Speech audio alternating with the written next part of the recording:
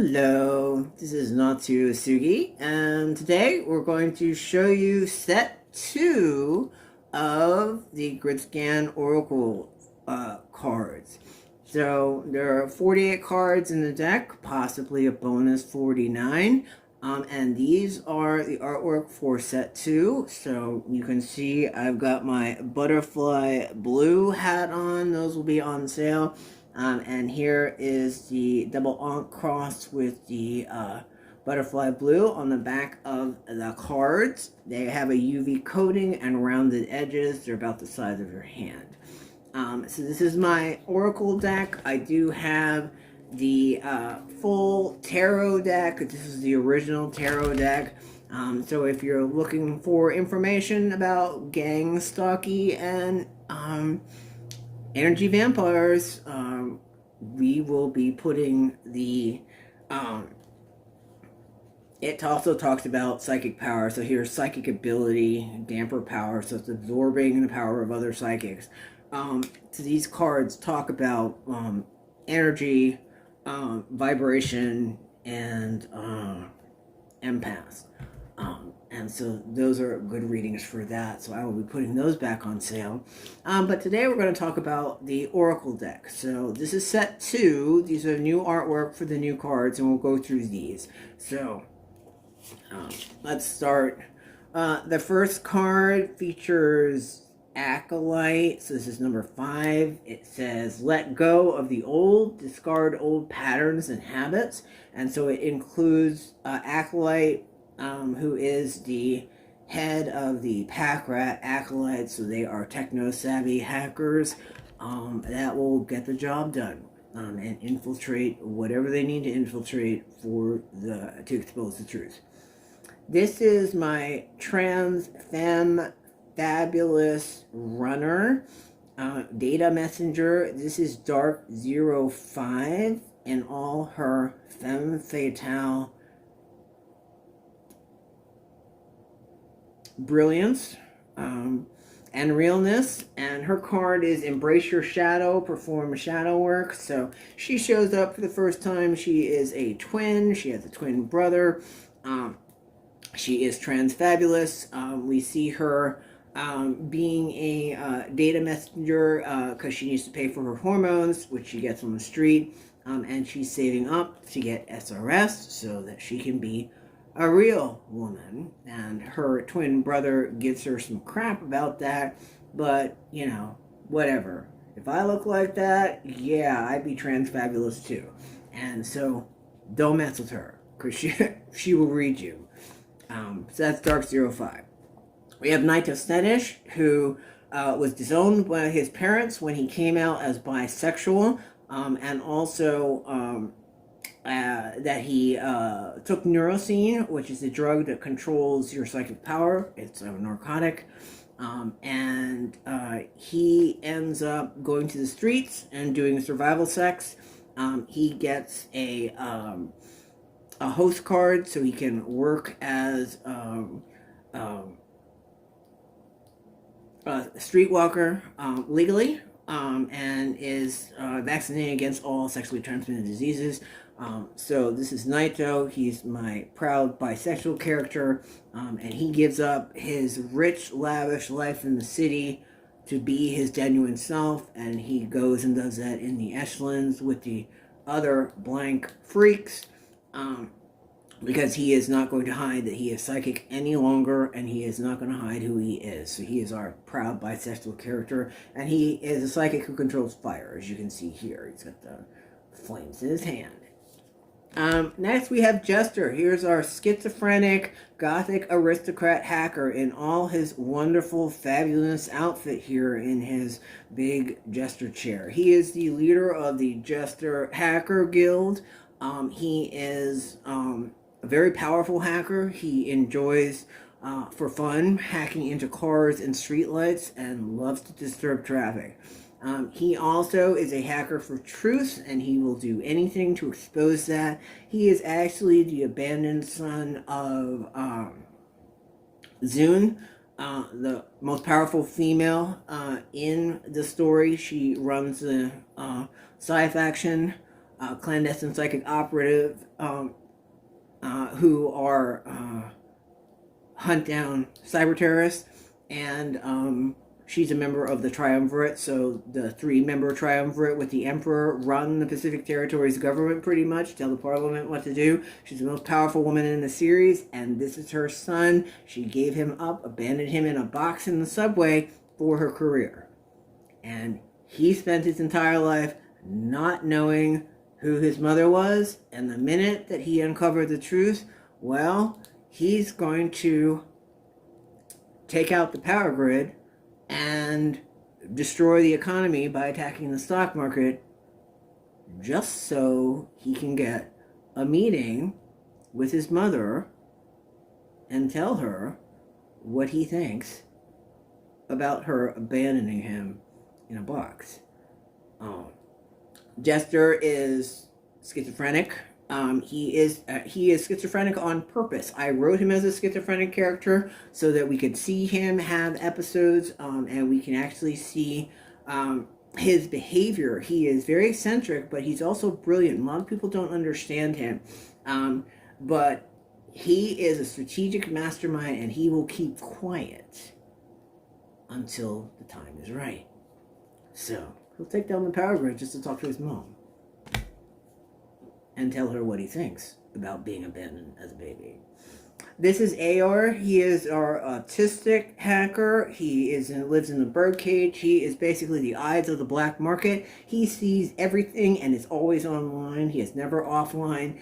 There's one point in grydscaen Dark and grydscaen Scout where AR actually goes offline. And the whole black market reacts to that because AR is never offline. He's actually offline for like 24 hours. So the black market knows something's up when he is unreachable.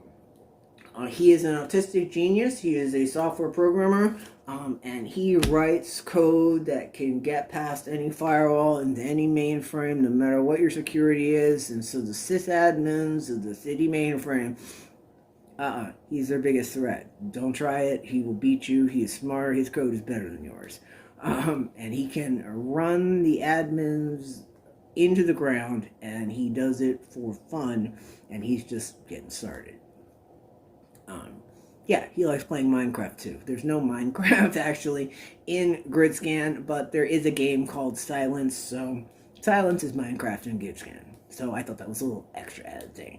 This is Fade Callan. He is a host, the leader of the Packrat Hackers, the cyber terrorists, and he is deadly. He is a street fighter. He grew up on the streets after his drunken father abandoned him. And so he has his wits about him, and he knows how to get it done. He is the boy toy to George Shimazuri, who is the powerful SenseNet corporate board member and literally runs the SenseNet, and Fade is his toy. He is his personal hacker, and Fade is, I don't know, he understands the streets and what that means, and he gets the job done. And he also, his hacker is to fight for truth against the government, to uncover overreach and lies, and this is who we are. So, those are the pack rats. He created the faction system.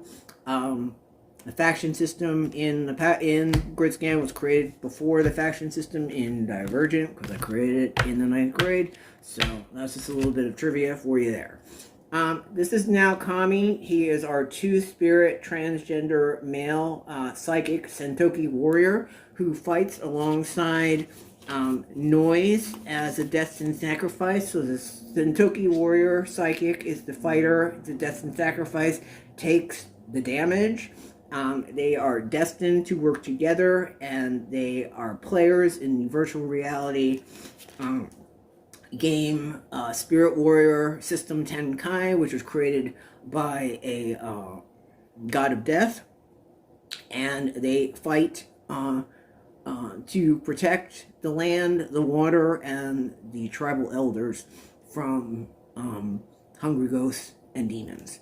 And that's basically the game. So this is my trans male character. He is a teenager. You can see he still has his ears, so he's a virgin. And yeah, now I like now. He's genuine. He likes to go into the desert. He can talk to animals. He likes to talk to birds specifically, and sings with them. So that's a little spirit warrior, spirit animal thing, quirk that I added for now. He's really quiet, but he's a little awkward. This is Jazz, leader of the Jazz Hacker Guild. He defected from the autocratic Atlantia Federation, is now a member of the Pacific Territories. He formed the Jazz Hacker Guild. He works both sides. So he works for the government. He also works for the Psi faction and the military, but he also, at the same time, works for the black market. And whoever's going to pay him the highest price is going to get the deal with him. And his whole thing is to revenge the Atlantic Federation who killed his wife and young daughter because he would not swear allegiance to propaganda and lies. They killed his family because he refused to recant the truth. And so he defects to the Pacific Territories and is on a rampage for revenge to get back at those who destroyed his life and his family. This is Berlin McElroy. This is the Share Your Thoughts card, Messages from Beyond the Veil. The Jazz card is Seek Answers Within. You have the Knowing. The Now card is Shaman, Medicine Man. And the Fade card is Awakened Spirit. The AR Autistic card is Reveal Your Truth. And the Jester card is Be Vigilant, Dear One. Naito with the fire, his card is Make the Sacrifice, Set Your Heart on Passionate Fire. And Dark 05, Embrace Your Shadow. And then Acolyte, Let Go of the Old. So these are Oracle cards. Let's get back to where we were. We're almost done. This is my Berlin is the Narcissist and Lino's Boyfriend card. Berlin is the Narcissist. He is the lead singer of the goth band Painbox. He's also the on-again, off-again, arrogant prick of a boyfriend of Lino Dejar.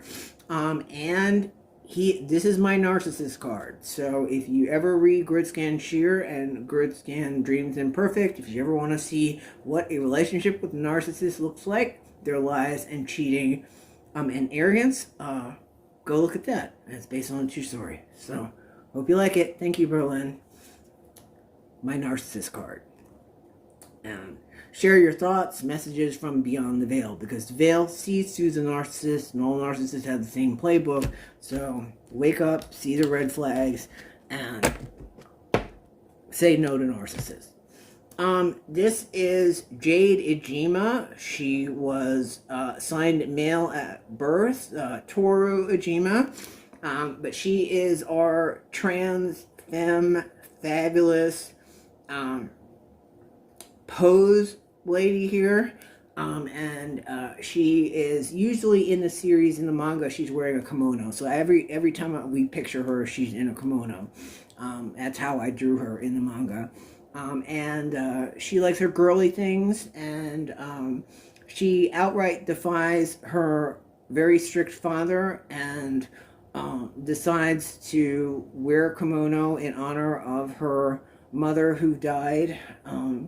She wears her mother's kimonos, and she does that out of reverence and respect to her mother, because her father always tried to tell her to be more manly, but her mother was the one who, did her nails for the first time, let her, dress in her room, would actually take her out to get her hair done and stuff like that, and wanted her to be her genuine self. So she wears kimono to honor her mother's passing, because her mother dared to see the truth of who she was. And she changed her name from Toru to Jade. She is a hairdresser for the fashion icon Ayamena and the Apple Eno fashion line. So she does all the hair and makeup for fashion shows. And she dates Ayamena, Apple Eno's, lead menswear designer, Regalia Ancillario. So they are a brilliant couple. And you can see them hanging out ballroom. We actually go through that in some of the graphic noise books. This is Galen Allred. So if you've ever heard of Seraph of the End or no Seraph, Yuichiro Hyakuya's commander is Gurin Ichinose. Lino Dejar in grydscaen's commander is Galen Allred. They are both lieutenant colonels in the military. So, who wrote what, channeled what story when? Galen was created. I created Galen in the 9th grade. So, do we get it yet? Gurin, Galen, lieutenant commander, demon army, psychics, sword, Seraph of the End. I get it, do you? This is Shiro Ijima. He is the drunken, tortured with a violent past, abused by his mentor, and that literally destroyed him and his career as a manga artist. He is a writer who is also a drunk, bisexual, and a heroin addict, and he toys with people, and he tries to keep people away. He's got a strong exterior, but he's actually very fragile inside. And at one point in graphic noise, his boyfriend gets beaten up because he knows Shiro. Shiro is a famous writer. And it sends Shiro over the edge to see his lover beaten up, because that's exactly what happens with his mentor when Shiro was that age.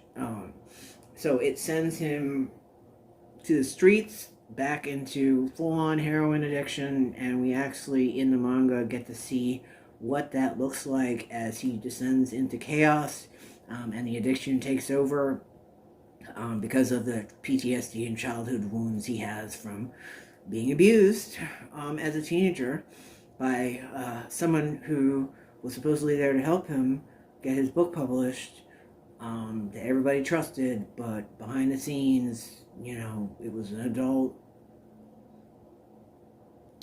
manipulating a teenager for their own ends, and Shiro was the one who took the damage. And so he fell apart. His mentor who abused him introduced him to heroin, to alcohol, to coke, and literally destroyed his life. And Shiro still has some shadow work to do, and so we actually get to see the writer fall apart in the graphic noise series. This is Noise. He is the half Navajo, half Japanese skateboarder and manga artist who is drawing the manga version for Shiro's Fisher science fiction novel. So they are Noise would say they're a couple, Shiro would say they're not. Noise would say they're in a relationship, Shiro says they're not. The entire series, Shiro, it takes until book number 5 to Shiro to actually say that he loves Noise. He plays a game, and a lot of that is because of his childhood wounds that he has to get over. But Noise actually helps him through that, because he's allowed to bring his walls down, because he actually does love Noise, even though it takes 5 volumes for him to admit it. This is Hiro Yamaguchi, who is a hacktivist. He's a member of Velvet Hour. He's a biohacker, and he watched his eldest brother, who was also a member of Velvet Hour and a hacktivist, get killed by the Zone Police, and it was covered up. And Hiro, who saw that at age 11, has dedicated his entire life to expose the police and the corruption and the cover-up, to get the truth out that the police actually killed his brother. And he is willing to, by any means necessary, including going to the black hole data pirates to do illegal cloning and DNA experiments, to get what he wants, to expose the truth. Hiro's a little whacked in the head. He's a little volatile, but, you know, if I had seen my brother burned alive by a zone police officer in the subway, that might have wrecked me a little bit too. Is that a metaphor for something? Have you read McMahon's Dawn? This is Charles Azure. This is Leon Azure's father, who calls him an abomination. Charles Azure has many consorts, and he has hidden Leno's birthright. Even though Leno is the heir to the Viceroy's throne, his bloodline is protected. And Leno spends his entire life thinking that his mother is the first consort, Juliana. That's not his mother. It is a national secret who his mother actually is.